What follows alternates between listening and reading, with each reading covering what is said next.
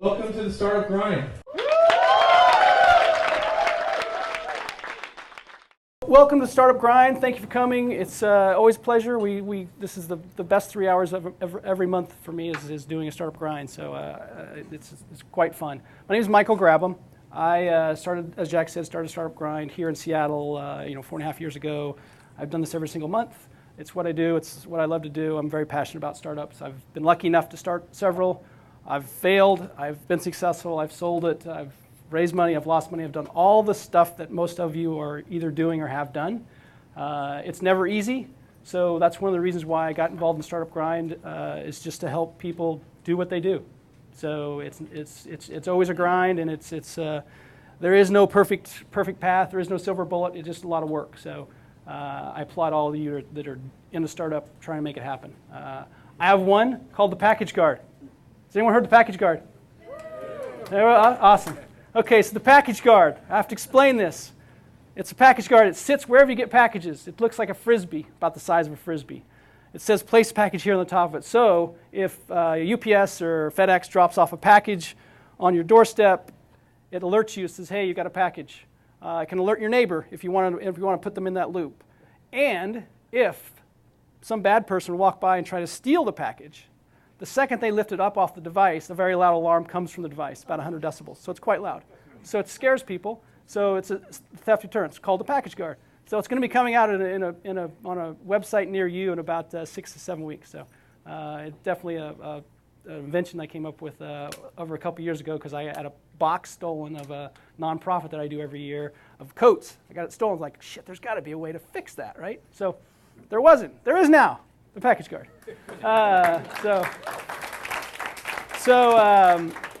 We are really, it's going to be a fun night.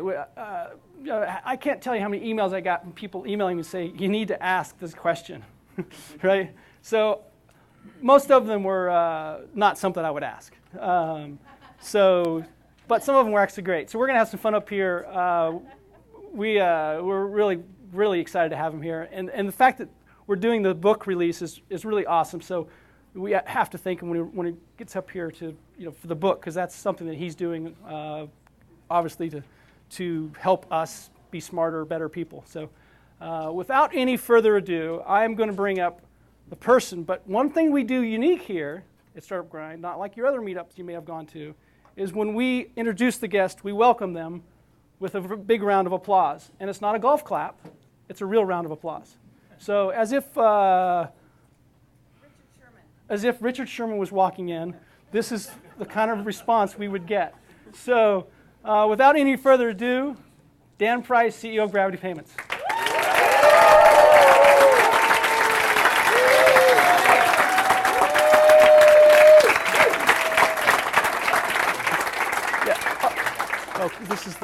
That's for the video, and this is for the room.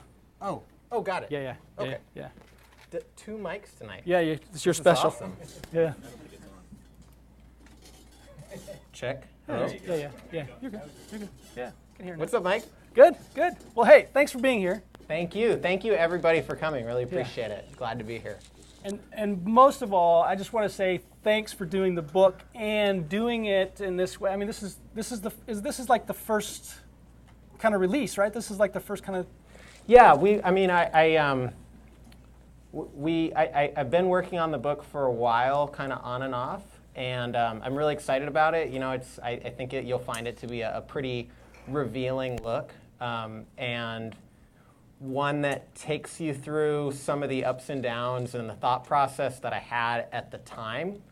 I'm personally not one that's a fan of giving or taking advice. I think you kind of have to feel it inside. And so I don't mean that in a prideful way, but I think that I want to be open and listen to what everybody has to say and be very open-minded. But I think for each of you that are entrepreneurs in one way, shape, or form, my belief is that you have to feel what the right thing is at some level. And of course, you're influenced by maybe what I write or what I say, but you're going to know inside of you somewhere if it's the right thing or not. And so, so I just, the goal of the book is just to give a really transparent look into kind of the highs and lows, the ups and downs, and the successes and failures and kind of let you decide, what you think about it. So Awesome. Well, I've never written a book, but I know it's not an easy process. it's really easy. It's real easy. Everybody should do it. So, well, let's start off with some, I know some things that, like, tell me the difference between today, Dan's Price's life today, versus, let's just say, 3 years ago. Like, what has been the big thing changed for Dan Price? Let's start with the business side. Business side. So today we have 150 employees. So we're still small, but we're growing pretty fast. I'm in my 14th year, something like that. So maybe 3 years ago we were about 10 years in, maybe 75 folks, and I'm just trying to pick the year here. So if we go 2013, Sure. The business had several thousand customers, but a significant percentage of our clients were people that I had a personal relationship with. In fact, I knew our first 1,000 clients on a first name basis, and even when we were at maybe 3,000 or 4,000 clients, I probably knew the top 600 or 700 on a first name basis, which was with the 80-20 rule, is a significant portion of our revenue. So there was a lot of centralization 3 years ago, but today, with under 20,000 clients, Wow. There's a lot less centralization, and my influence hopefully isn't that much lower, but my control certainly is way, way lower than it used to be. Yeah. Well, there's no way not to, right? Yeah. Yeah. And so, on a personal level, how's that changed? What's been the big change for you? What is the, if you could pick, like, say, two things, what's the two things you would say that's what's changed over the last 3 years for Dan Price?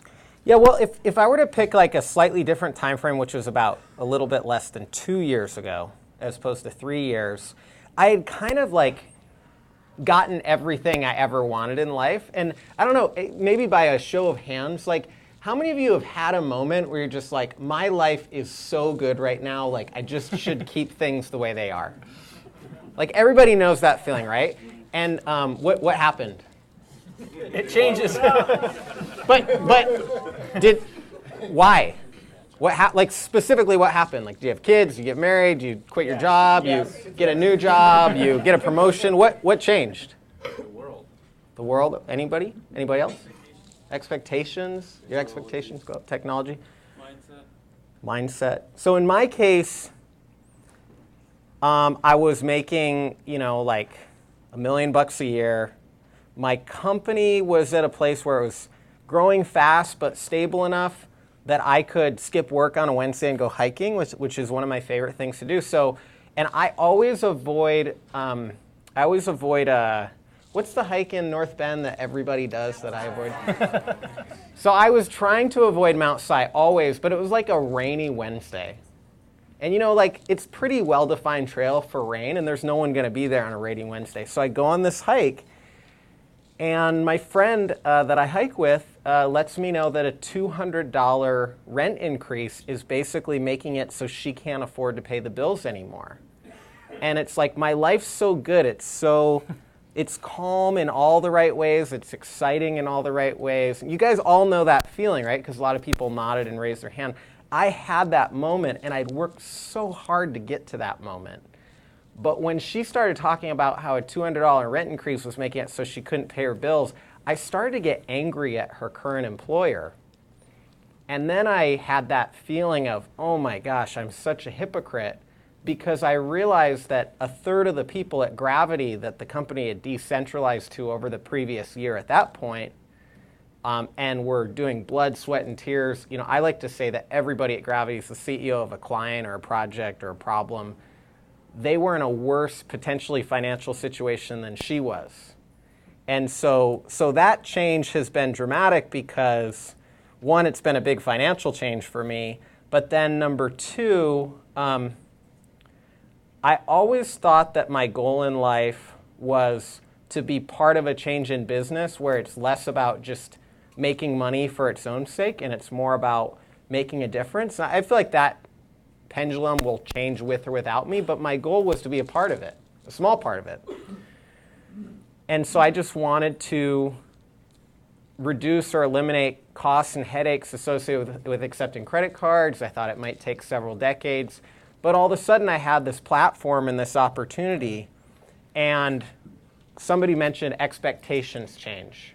And so all of a sudden, it's like, well, your responsibility in life sometimes is based on what you're given, what opportunity you're given. So all of a sudden, the opportunity felt so big that I literally could work 50 hours a day and still do a completely horrible job with this opportunity.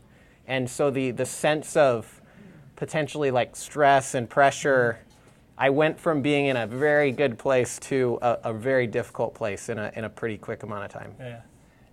And what today, Dan's price, what is the thing that gets you up in the morning now? Is it any different than it was 3 years ago or 2 years ago or 1 year ago?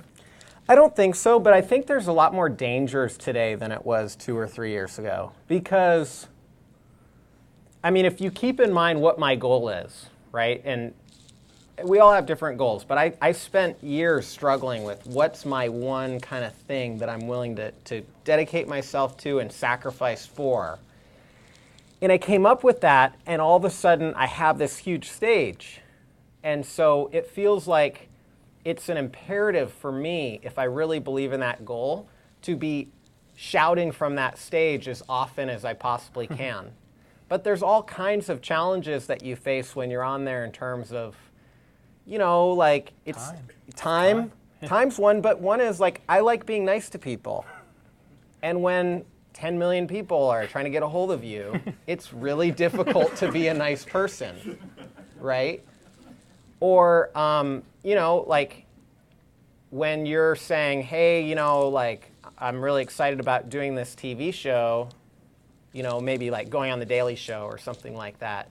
Are you really excited because it's part of your mission, or is there some kind of like personal agenda that goes with that in terms of like the potential power and all that? So it all of a sudden trying to stay pure in that moment becomes a lot more difficult.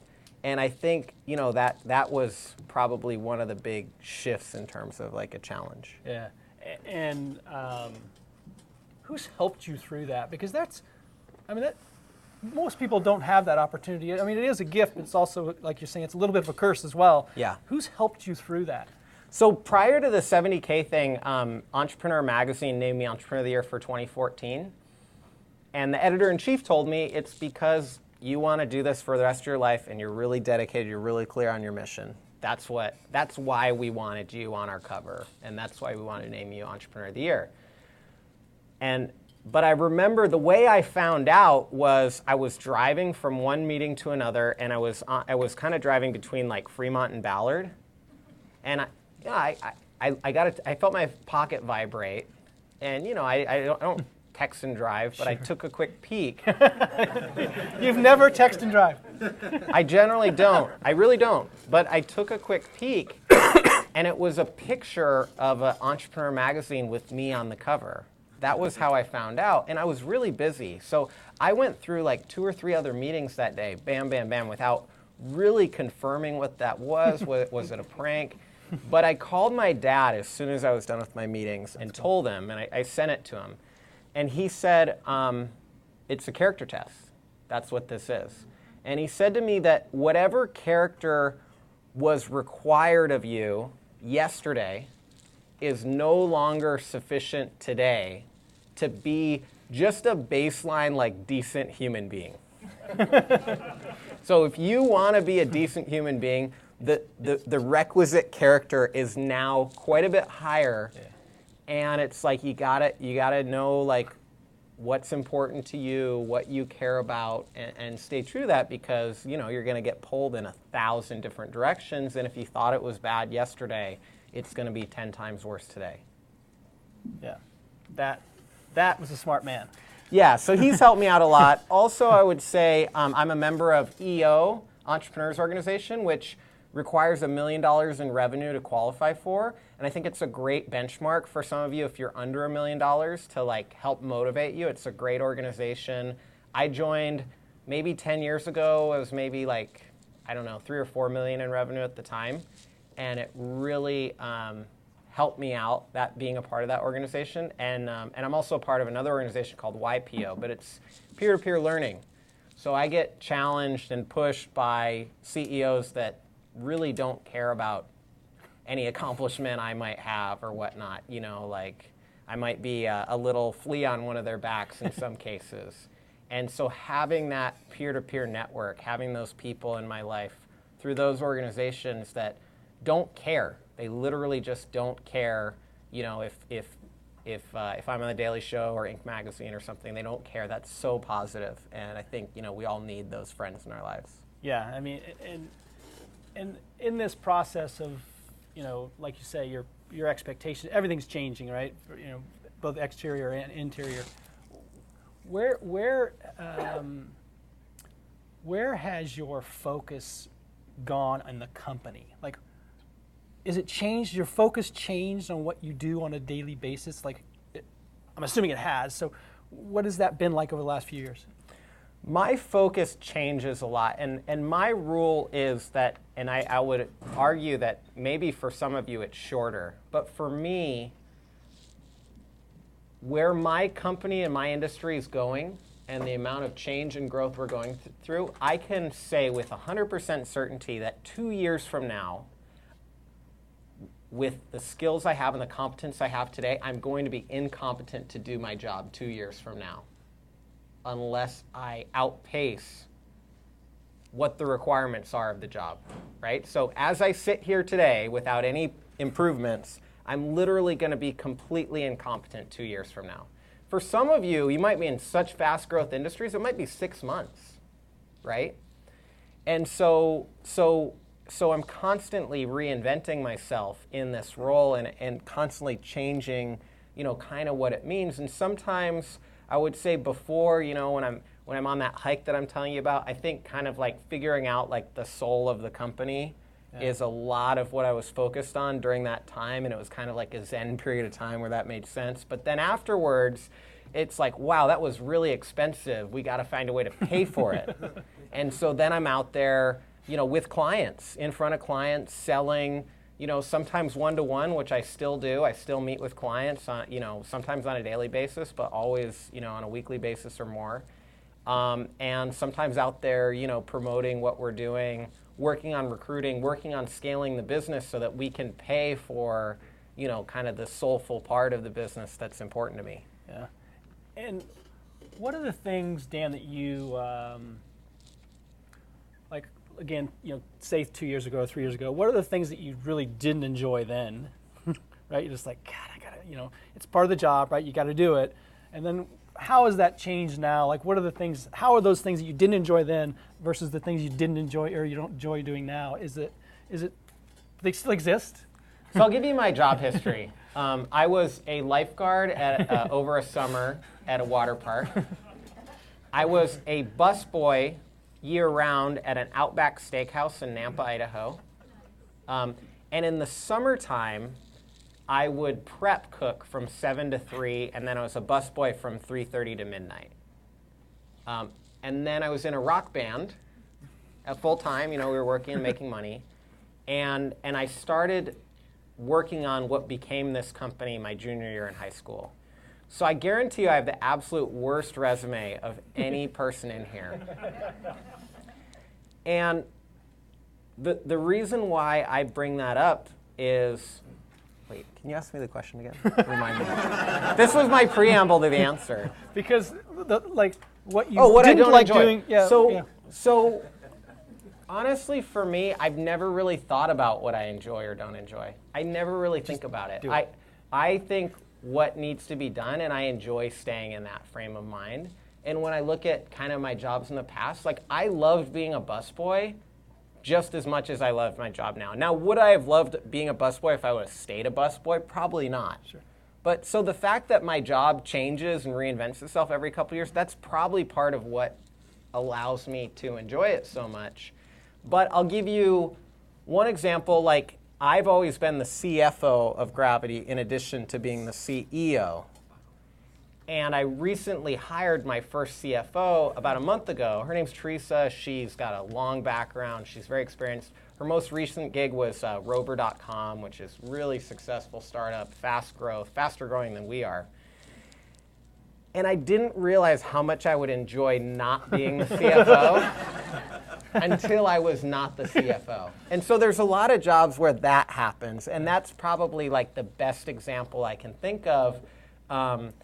And I think for me, it's not so much that I didn't enjoy being the CFO, I did, but I just enjoy seeing somebody else do it better than what I was doing. That's so great. And so, you know, I got a new CTO maybe like a year and a half ago, and she's just an absolute rock star. Like, I just like thank God for her every day. And I feel that way about my CFO now, and that's what I love so much. Yeah. And so seeing them just do like a way better job than what I could do gives me a ton of pleasure. Yeah, yeah, and probably helps you sleep at night. Yeah, yeah, yeah. And in your, your decision-making process today, is it any different than it was last year before? How you make decisions? Well, it's always changing, but there aren't very many decisions that I make, believe it or not. There really aren't. There are very, very few decisions that I make. And what's the same is that I believe we way underestimate how difficult it is to accurately perceive the data that's in front of us. And we don't spend enough time and energy on that. And we overestimate the importance of good judgment or good decision making. And so I try to really just dig into learning and understanding. And then I think when we do that in a group, the decision is usually fairly obvious. And a lot of times it's not A or B, it's a C, or it's some kind of hybrid or combination, so we invent a new decision. There's a very famous counterexample, but for the most part, I generally don't make any decisions unless it's very much kind of by committee, we're talking about it, because I think having buy-in is just as important as making the right decision, most of the time. Depends on what it is. So we tend to make the decisions as a group, and I tend to pull in the data where either the decision's obvious or it's obvious that there are multiple positive paths forward, and so we can just pick one of them. We don't have to always pick the one that's the absolute best. Yeah, yeah. And looking forward, looking out, say, like you say, 2 years from now, look out 2 years, where do you see your industry? Like, where's that going? I mean, obviously, like money transfers, like Remitly's doing and killing it, right? Matt Oppenheimer, yeah, great. Exactly. Have you guys had him before? He's fantastic. He's awesome. Yeah, he's a good buddy of mine. We're both from Boise, so. You got the Boise connection. Yeah. Yeah. How is that changing? I mean, give us some industry things like you think where you think it's going. Yeah, well, our industry changes really fast in some ways and really slow. But what's important is making independent businesses, more successful. And a lot of times that's about, like I had mentioned before, reducing the costs and headaches of being paid and just making it easier.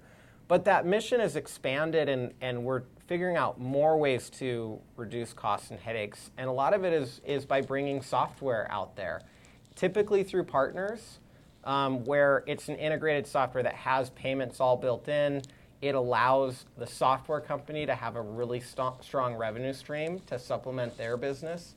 And it allows that merchant, that company, that niche market that the software is built for to just like run better. And so as much as there's a lot of noise that would suggest there's tons of consolidation and there's fewer companies and more big companies kind of taking over the world, in my industry it's exactly the opposite, and I suspect that's the case in a lot of industries. There's more players working more seamlessly together in every transaction and every part of the business management process than there ever has been. I think that'll keep going. So that's kind of like maybe the more exciting side. The more boring side is like EMV. A year ago we didn't have EMV, and now we have EMV everywhere, and fraud is basically got cut in half. I mean, so that was like a really big rollout that we were a part of, really excited about.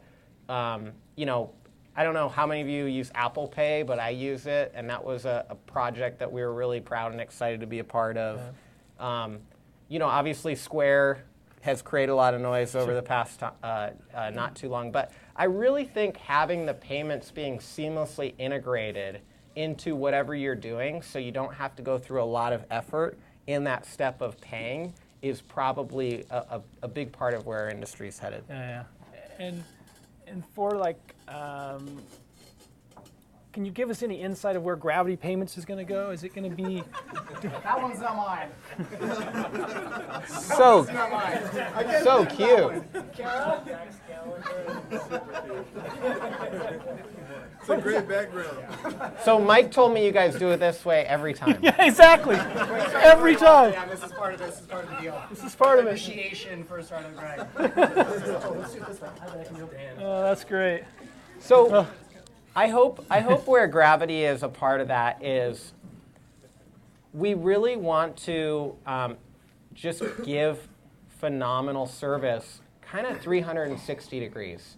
So, and we want to add value 360 degrees. I'm from Idaho, and in Idaho, in business, like there's just a normal thing in business, which is you want to be giving a lot more than what you're taking. Like that's the definition of a good business.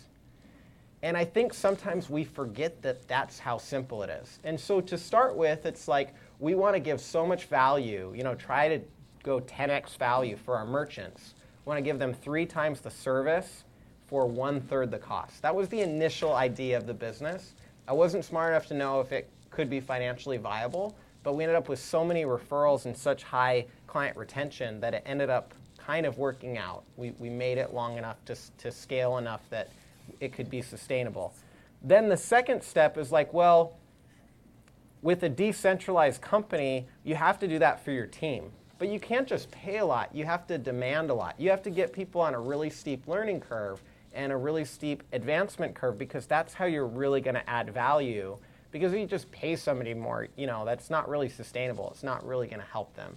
So that was kind of that next step of creating that decentralized team. We'd like to go further and decentralize and basically allow software companies to have this additional business model where they have the integrated payments, they have a revenue stream where they're taking such a tiny part of the payment that the merchant doesn't mind at all. They're really happy to do it. But at scale, it allows them to provide more value and better products and services to that software user.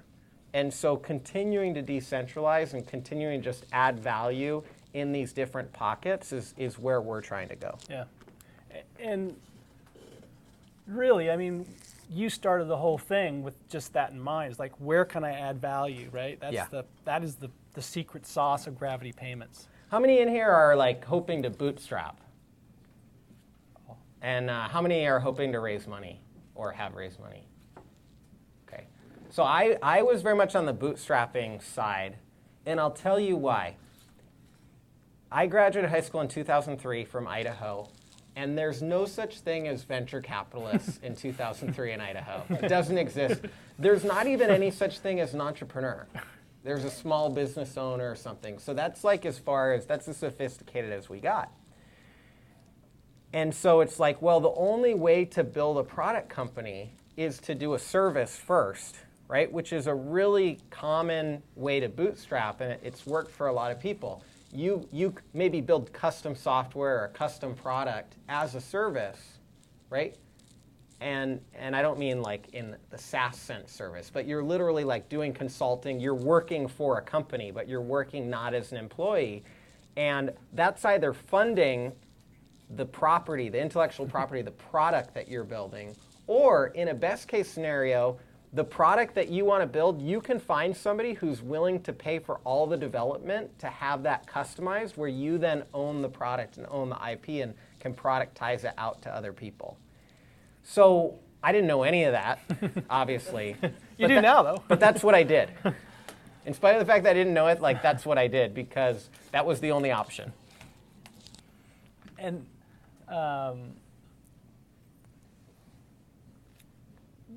doing VC, venture capital, versus bootstrapping it, what do you think, bootstrapping it, like if you and I are starting a company next week, we're going to bootstrap it, what are the 2 things we're going to focus on? Like if you're going to say, hey, Mike, these are the 2 things we need to focus on. It's that, and that. So if you're doing VC, you're going around pitching and raising money. That takes time. That takes time. That's a lot of work. If you're bootstrapping, you're going around and pitching and raising money, but instead of raising money from venture capitalists or angels, you're raising money from your clients by selling work, by selling projects, by selling whatever you can sell, and delivering on that.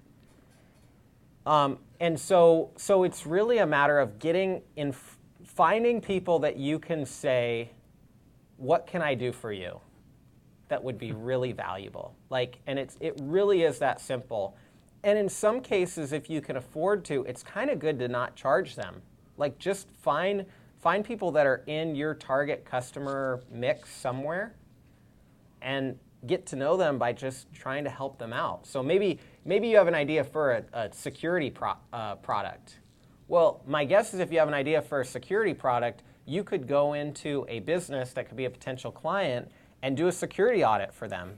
And you could do some ethical hacking, right? And you could print up a sheet for them. Here's all the ways I was able to intrude into your system. Here's the data I was able to see. Here's the data I think I probably would be able to see if I was willing to cross this ethical or legal line that somebody else would be able to cross. And you give it to them, and it's just the relationship and the experience and the trust. That's the most valuable thing you're getting. Now, if you need to keep the lights on, then you also charge them. But that's the least valuable thing you're getting. And so it's kind of like getting into that step in that process. And the other thing I'll say is most of my friends, peer CEOs are venture-backed or private equity-backed, and they are all so jealous of me. They are so jealous because they have these growth rates, they have these expectations. If they don't hit them, the consequences are massive, not just for them, but for a lot of people that are counting on them. And, it's really nice to have the flexibility of not having all that. And so I get a lot of, jealous friends that are saying, you should be happy that you didn't take the money, because in 2007, Madrona was just forming. I was in college, and Matt McElwain, who's the main managing partner at Madrona that runs the whole thing, asked me for a meeting. I met with him, and he offered me money. And I was in college. I was in my early 20s, and it was a really difficult thing, to turn that down. Matt will still tell you today, Dan, you would have made all of us billionaires 1,000 times over, and however successful you think you might be, you would have been way better off if you would have taken it. No one really knows. Yeah. But that was a real key moment for me of having that meeting and having maybe the gumption or the stupidity, depending on your perspective. Which one was it? To say no. Do you think when you answered that question, it was through not just how was it? What do you think? Where did it come from? Was it I really thought about it and I think I got the right answer? It was I'm just not going to do it. I'll give you the play-by-play. I told Matt that I believed in alignment. And actually, let me back up. So I have a meeting with Matt McElwain tomorrow, right? What do I do tonight? I stay up all night reading the Wikipedia page and other things like it to try to figure out what a venture capitalist is. I have no idea.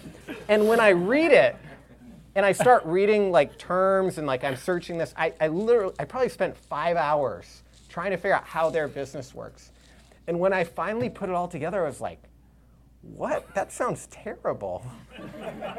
And what I was most averse to was something called preferred stock, which basically says, if you hit it to the moon, which they're going to tell you you're going to, you're going to tell them you're going to, you all agree, then everyone's good. But in any outcome below that, there's some real conflicts that are going to rise potentially between you and them. And I'm probably overly paranoid and thus unfair to them. They do fantastic work, and a lot of my friends who have been funded by them have phenomenal experiences. So that's what I'm seeing. So I meet with Matt and I say, look, a lot of respect for you. Love what you're doing, love your ideas, but I'm not going to do preferred stock. So if you're open to doing common stock, your valuation's fine, your funding amount's fine. If you're open to doing common stock, I'll do it. And if you want to do preferred stock, I won't do it. Matt said, well, come back and meet with all my partners.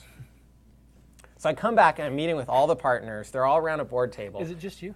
Just me. Okay.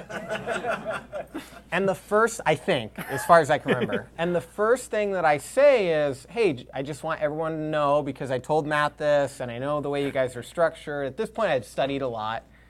And I said, I'm not going to do preferred stock, and here's why. And Paul Goodrich, who is one of the partners, still is, looks at Matt and says, well, Matt, we don't do that. And Matt's like, let's hear him out. Like, I think this could be a good thing. And Paul looks at Matt and says, our limited partner agreement does not allow us to do that. And I literally, like, within 5 minutes, got up and left. And just maybe 8 weeks ago, I was riding down the elevator in the brown Wells Fargo Tower downtown. That's where Madrona is. And I was riding down the elevator with Paul Goodrich. I look a little different, so I was like reminding him who he was and shaking my hand. And he said to me the following, yeah, we should have done that deal. That's great. So obviously, you're a fan of bootstrapping, which really, I mean, it opens up a lot more door. I mean, it allows you a lot more options as you grow, and it's definitely a more advantageous way for the entrepreneur to go forward. What about your experience, because you've grown pretty, I mean, it's been a pretty good hockey stick, right? What has been kind of the things you've learned in kind of managing the growth, right?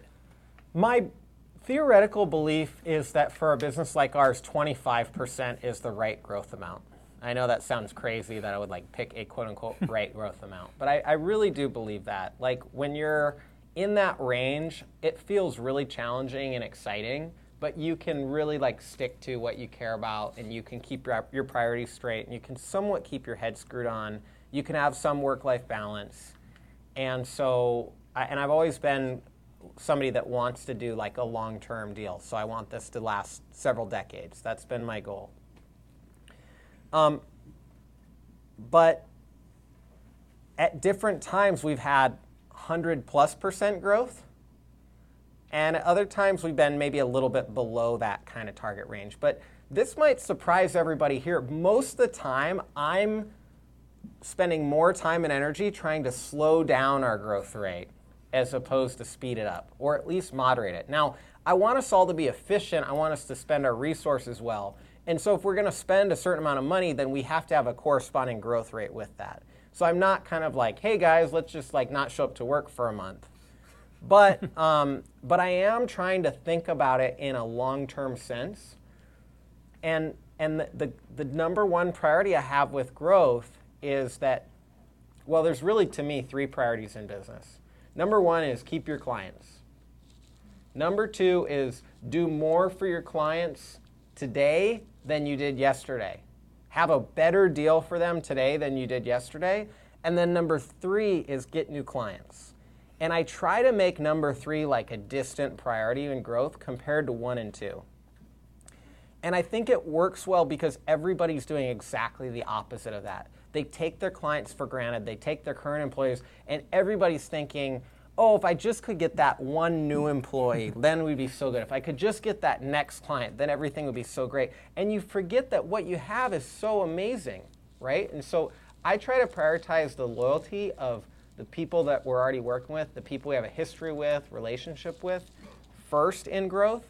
And then I try to only take on new clients or new employees when there can be a potential value to the existing clients and employees from having that additional, those additional resources to hopefully make our products and services better. And in your growth as just a business person over the years, what's been the hardest thing for you to learn, for Dan Price to learn? Hardest thing to learn. Like, let's take back. Say you were 19. Now, what's the thing that you really had to work at to be good at? Yeah, I would say there's something that I'm really, maybe really bad at, but I have to decide every day if I actually want to get better at it or be less bad at it. And that is, like, I care so much about what I'm doing, and if I'm speaking to somebody, I care about, like, getting the best result, getting the best outcome. I care about adding value. As a result, I don't really care about the style by which that value is added or delivered. And fortunately or unfortunately for me, most of us care more, most people, not necessarily most people in this room, most people care more about the style than they do about the substance. And because I care so much about the substance, most of the time I completely disregard the style, which makes me incompatible to work with almost anybody or to do anything. Now, it's nice because it kind of concentrates the people that I work with to people that can connect with that also care more about the substance than the style. But it's a real turnoff for 90% of people out there because we're just all thinking about, like, yeah, you know, you can kind of do like a mediocre job or not do anything that great, but if you're nice to me, then I like you, right? And for me, I don't, on many days, not all days, but on many days, I really don't care if somebody likes me that much. I don't care about getting people's approval that much, which makes, I think, working with me kind of difficult. I care about that person being successful. I want them to accomplish their goals. I don't care if they like me or they're giving me credit. And that's something that I have to struggle with every day. Like, can I survive with that mentality? I'm not sure. But I've gotten better at least compromising on it just a little bit and trying to put a tiny bit of effort into, like, being nice to somebody or something.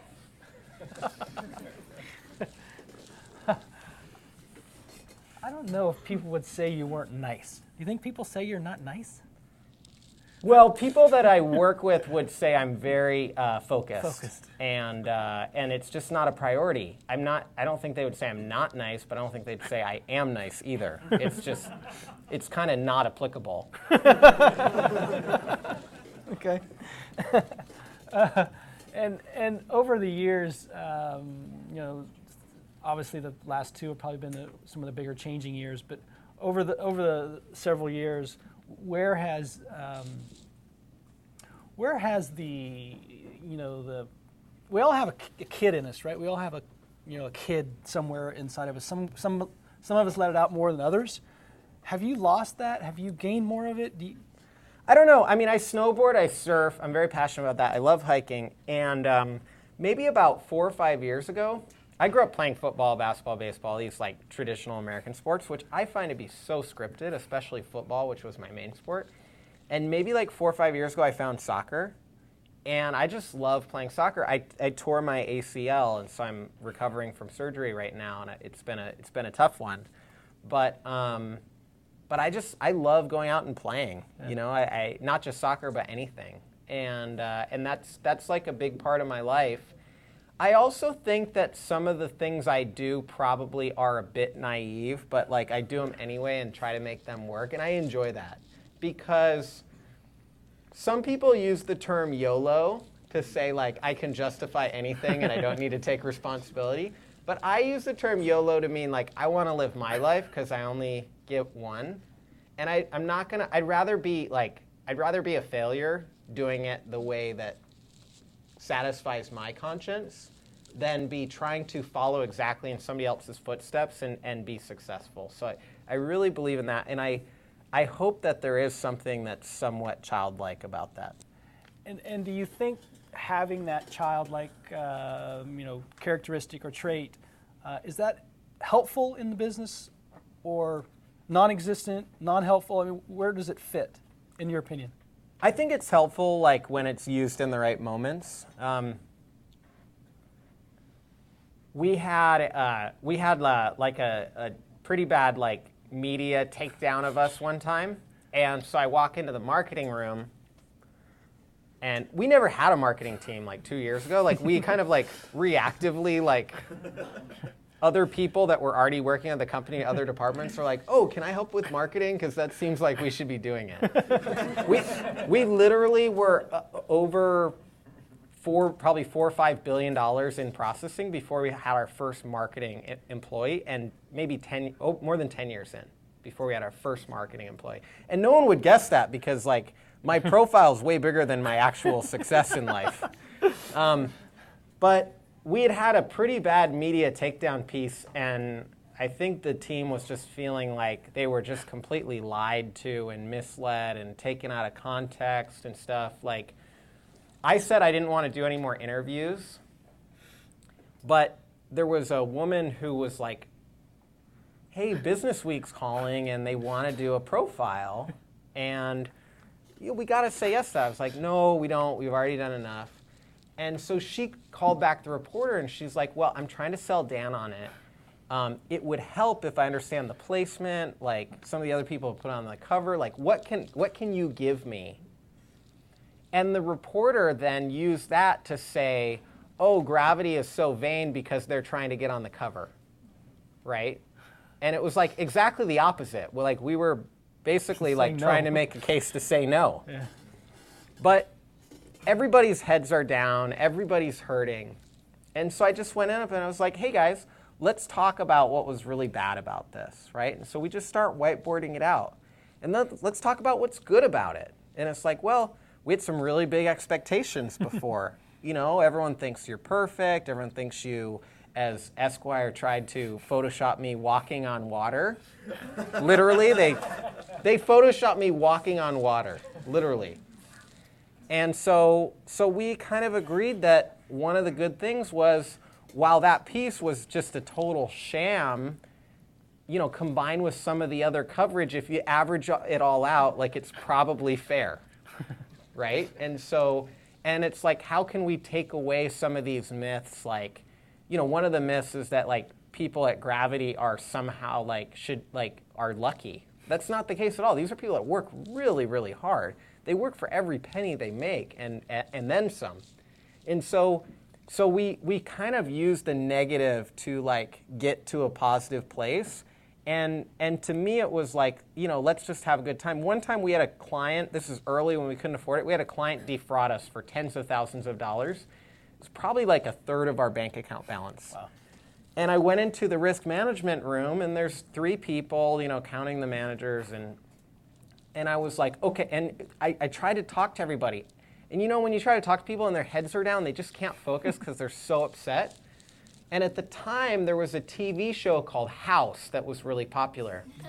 So I assigned a personality from House. I let them pick for each person, and then I pretended I was House, and we did a whiteboard session. And you could see their eyes light up, and all of a sudden we're solving the problem. We actually solved about half of the fraud that we were under. But it was like I needed some kind of joke or trick or something just to get people into the frame of mind where they could be creative and try and work, because when you get knocked down, it's just so easy to just stay down there, and you have to get back up. Yeah, there's a tweetable moment, someone. Elizabeth, there's a tweetable moment. Where do you find the most joy in your day now? Like, is it still hikes? Is it still going on those hikes on the Wednesday afternoon? Does that happen anymore? I always really push myself to be honest about things, even when it's not the right answer. My favorite time, and I can't do a lot of this, I can do a little bit, but my favorite time of day is just whenever it's completely quiet and I'm completely alone, chilling with my dog. And I think if I got too much of that, maybe it wouldn't be my favorite time anymore. But there's just so much chaos. And to realize that it's really fun to pretend that what we do matters a lot. And it's really fun to do our best to make it matter. But it's also, there's something kind of nice about realizing that, you know, as long as I can just be chilling on my own with my dog, like that's enough. And like all that other stuff is nice, but not necessary. Because we get to a point of entitlement where it feels like it's necessary, all those other things. And so I think that's probably my favorite moments, just, Hanging with your dog. laying on my couch or my bed, like chilling with my dog without any TV or music or anything. Yeah, that's cool. Very cool. So questions, guys. If you have any questions, feel free to bring them up. Go ahead. Emery, right? Yeah. What's up, Emery? No, I'm not. So you'd mentioned that 2 years from now, you think the skill set you have today is going to be unmarketable or irrelevant in your business. I'll be incompetent. Incompetent, right? Yeah. So, and you also said that you are continuously pushing your team at a fairly steep learning curve, or they have a fairly steep learning curve to stay Yep. at the time. So I'm just curious, what skills are you specifically learning or improving all the time? Is it the fundamentals of the business? Is it something personally within you, a characteristic that you're always working on? Or Right. is it some sort of a leadership role? Or When I started, I was a junior in high school, and it was listening and focus. And like being able to like really slow down and be very, very detailed. I was kind of like I was a little bit more of like a people person in early high school than I am now. And being able to really slow down and focus was like, I put so much energy into that. Then it was about like hiring at some point. And so I read a bunch of books. I worked on kind of documenting a hiring process. I tried to hack it a little bit. Like, I noticed that I would set up a bunch of interviews and a bunch of people wouldn't show up. So I decided, okay, I'm going to get a resume, and then I'm going to immediately, if the resume is like any good at all, I'm going to reply and copy and paste an email interview. And the half of the people that wouldn't show up for the in-person interview also wouldn't respond to this email interview. And so it was like kind of figuring out that hiring process. And then it was figuring out, how do I convince somebody that I can't afford? The first person I hired, I mean, I can never criticize anybody about pay. The first person I hired was $24,000 a year and no benefits. So like, I'm never going to be critical about anybody about pay as long as you're trying your best. But it was about like, how do we create the educational forum for this person to get value at that pay rate when clearly like it's not even enough to live off of. And so like that was kind of the next step. Then it was about product. Like, how do we have the best product? How do we have the best technology? How do we get control of this industry that's just spinning out of control, where the deck's so stacked against the merchant that even though we're in it for the opposite reason, like we have to be able to say when things go one way versus when things go another, because we're coordinating a lot with the industry, and when they're in control, they're just going to keep doing things the way they always do it. And so it kept evolving. You know, going into the recession, I was not financially sophisticated, and we just didn't really have anybody at the helm that was. And so the recession taught me financial sophistication, because first we lost 20% of our revenue in a very short period of time. We went from making a tiny bit of money to losing a bunch of money every month and just barely surviving. So getting everyone together, talking about what we will compromise on, what we won't, and basically saying we're not going to do price increases, we're not going to do layoffs, we're not going to do benefits cuts, we're not going to let our clients be implicated because they're all suffering too. But made me really, you know, financially sophisticated. But then we got really profitable coming out of the recession because I was so scared that it's like I'm hanging on to everything. And so then in 2012, it's like, how do we create, the pay got way out of whack. And you know, people know about 2015, but we started solving it in 2012. We set a goal in 2012 to average 15% or more raises from that year forward. And since then, we've averaged probably 24% since 2012. But it was like, how do we create the team atmosphere where we can succeed enough to do that and give visibility to people about the unit economics kind of what they do? So a lot of people think like a call center person isn't valuable. One of my clients, I have a lifetime value just directly on that client of like 30 grand. And if I figure, when I asked our team, like, do you think if we lose one client, would you rather lose one client or gain 5? they were kind of ambivalent about the answer. That means that if we lose one client, it costs $150,000. That's what we believe. And so understanding how important it is, the work that somebody's doing, even if at that time they were making $12 an hour, and understanding how they could add value in this relationship that was like so important. So then it became a lot more about that decentralizing, everybody's the CEO. And it just kind of keeps going on and on. Now it's swinging back toward product. I think last year you could argue that a big part of my job was like, being a public figure, right? I'm hoping that the pendulum will shift away from that in some ways, but there's other ways that I really enjoyed that. And so I think I'm shifting toward product now, but if you ask me in a year or two, I'll probably say something completely different. So these are the different phases of evolution, but I didn't know where I was headed until I was headed there. And I can't really see like 2 or 3 humps over, because it kind of depends on where the business is, where the industry is, what the challenges are a year or two from now. Right here, sir. Hi, Dan. My name is Artie. Hey, Artie. I'm wondering how you attract and retain talent, especially for engineering, given there's so much competition in the area. Yeah, well, so the question is, how do you attract and retain talent, particularly in engineering, given all the competition? So my CTO, like, everyone wants to work with her, and that helps a lot. And she makes sure that the projects and the direction we're going is going to be intellectually stimulating for engineers. And I think that's probably the biggest thing, because a lot of people that work at Gravity, people think, we pay so well, and that's total BS, because a lot of people that work at Gravity take a pay cut to work at Gravity. Our head of security took a huge pay cut.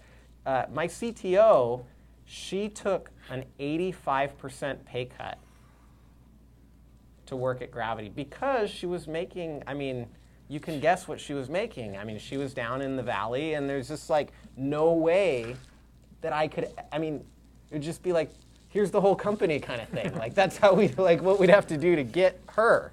So how did you get her? How did I get her? She called me and said, can we grab coffee? Well, she emailed my assistant and said, I want to get coffee with Dan.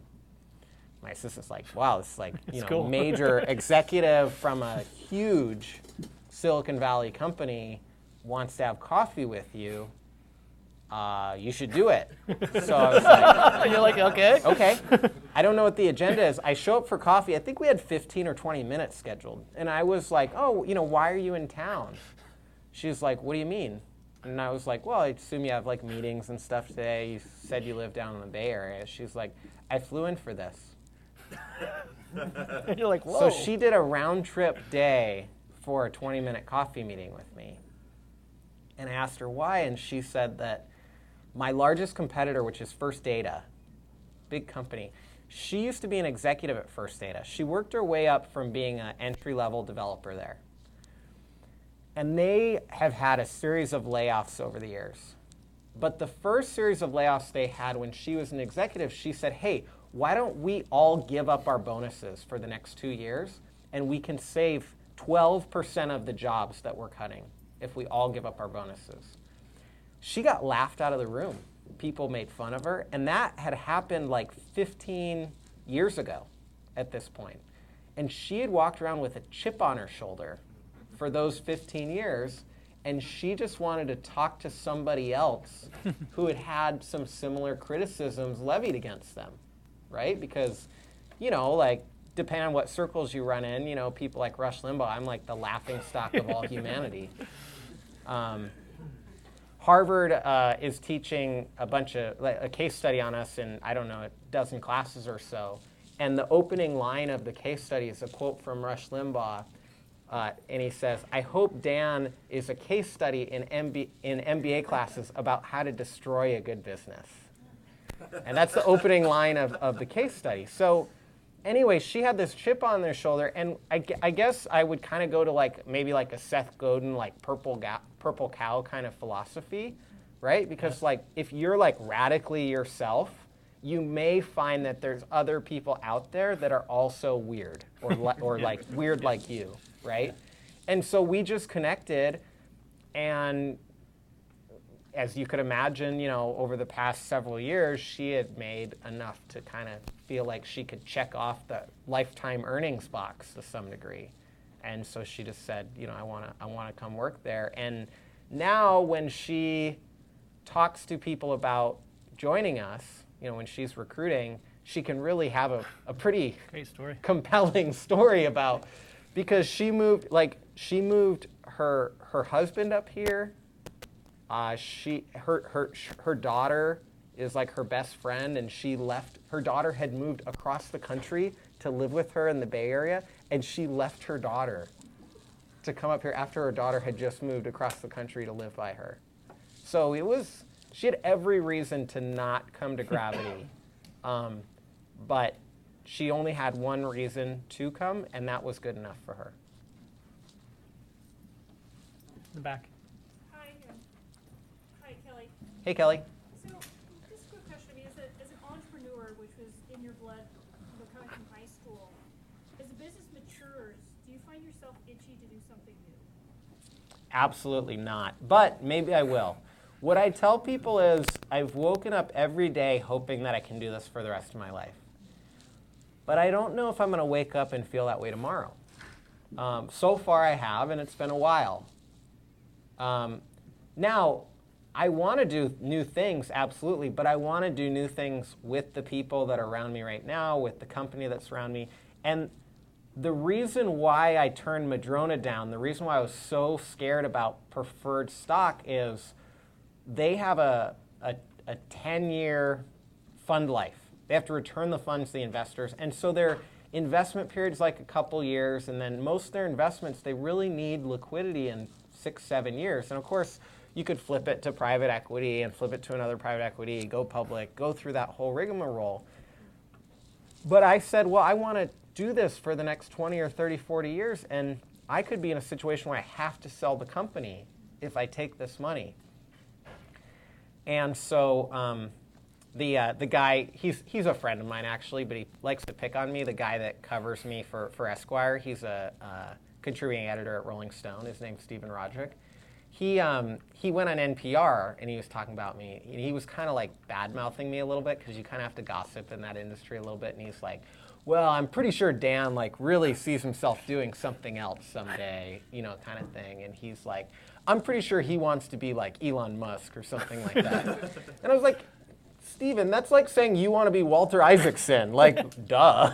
Of course I want to do stuff like what Elon Musk is doing. But can you do it kind of like where you are? And for me, I'm okay if I can accomplish less, but it's a little bit more pure to what I care about than accomplishing more and having to make compromises. Now, if any of you have read a book that probably isn't fully true called Hatching Twitter, which is a very entertaining book by Nick Bilton, who writes for the New York Times and Vanity Fair. Ev Williams, the original founder of Twitter, his first company, Odeo, he was like me. He held on to it. He was very protective. He ended up taking an investment, but he really didn't want to, and he ended up selling the company. And he took a very high control, I want to have this forever approach. His second company was what became Twitter.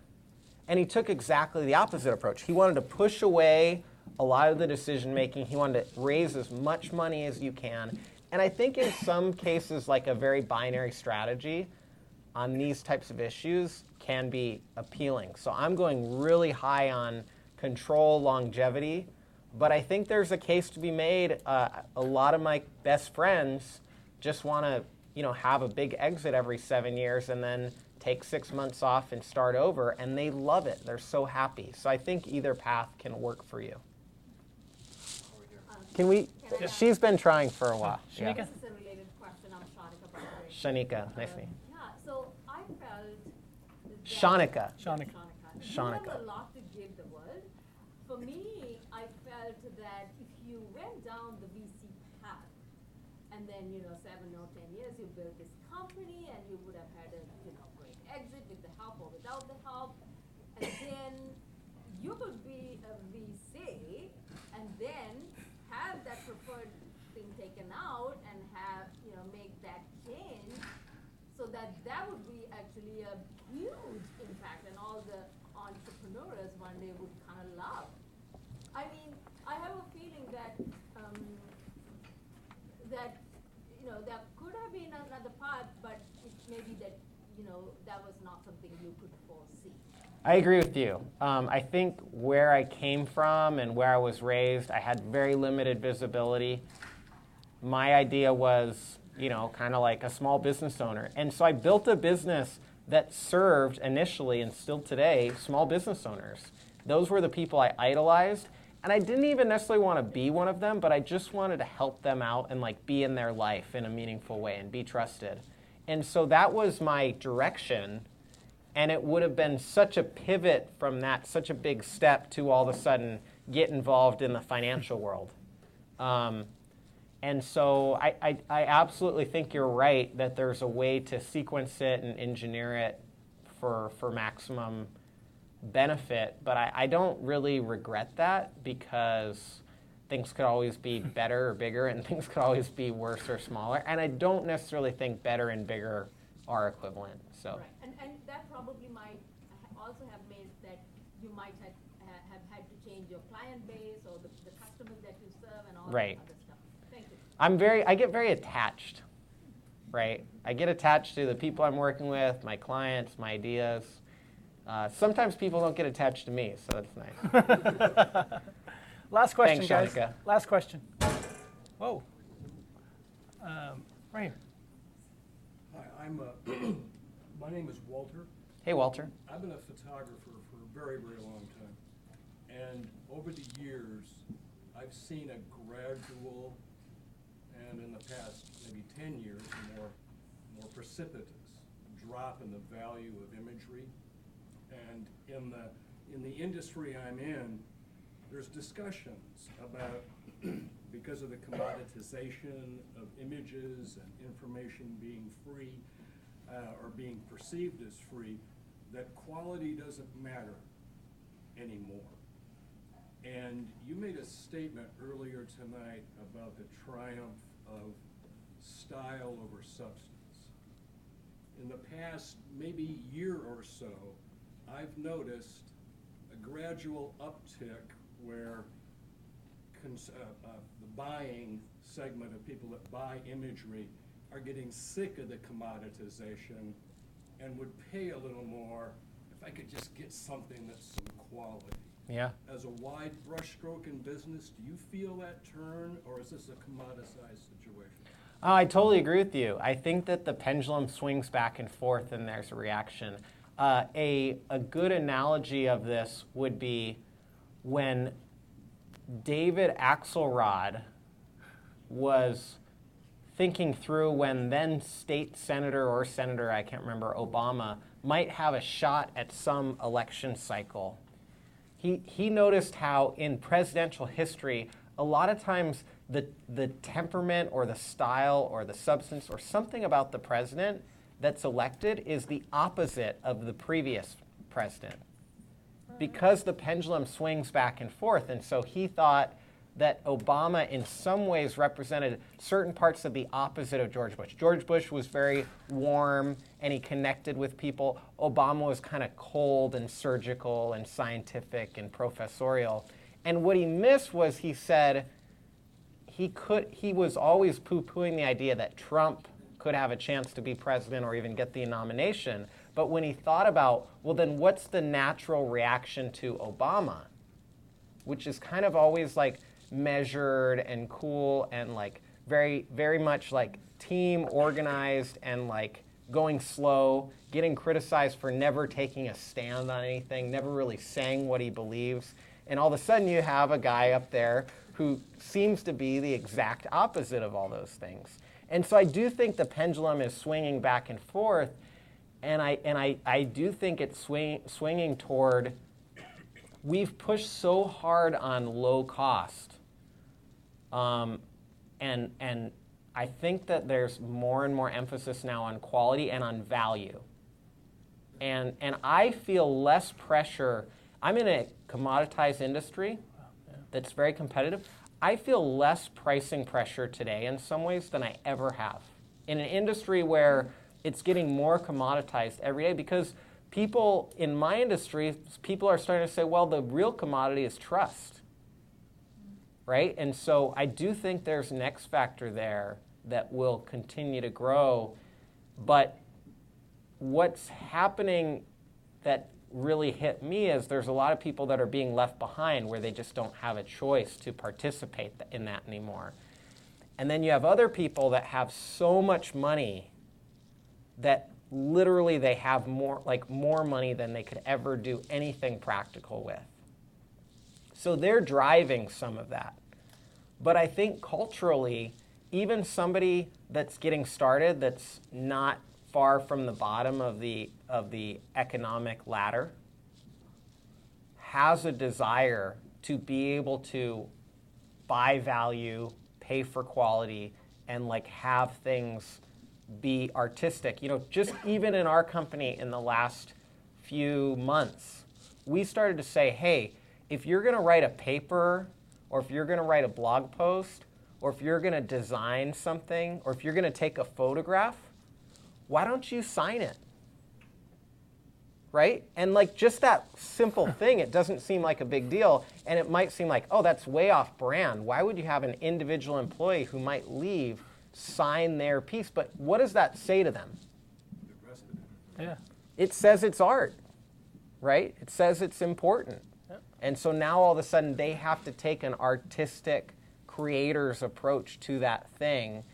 And it sounds like you and I both hope that that's where we're all headed. So I hope that's true. Yeah. Great answer. Thank you. Thank you guys for being here.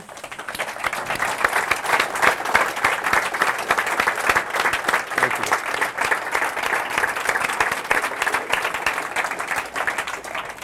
Thanks again for coming. We'll be back next month, same second Wednesday of the month. Thank you, sponsors, for being here. Thanks, guys. Matt, Tom, we appreciate it. And Dan, most of all, thank you for being here, taking some time. I really appreciate it. Thank you. Yeah. Thanks, Mike. Appreciate it. Thanks, guys. Founders. Thanks, guys.